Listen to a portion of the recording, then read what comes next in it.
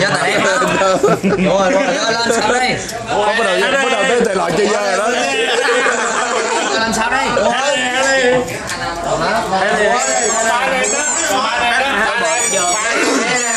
Đúng không?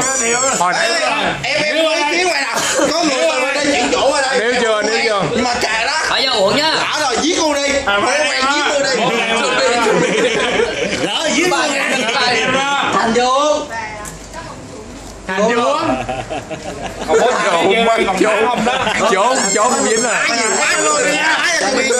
Mấy món này mình làm cái hết chứ mua ba luôn hết nha. Còn ba em đó, má không đâu.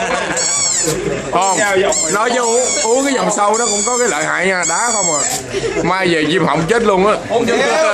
Hiếu ơi. Anh không trước giận. Anh cũng được. Hết chưa? Ăn là sôi. Con này cứ động cho mình là quay lắm. Vợ nó về đi. Mình nhớ cái gì đây? Hai em đó.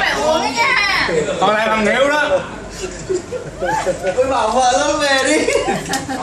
Yeah. Chưa uống. Vậy rồi Có thấy uống mồ vô. Đập qua rồi. Ơi ơi. Ngon lành. Mặt đối tượng không muốn bê.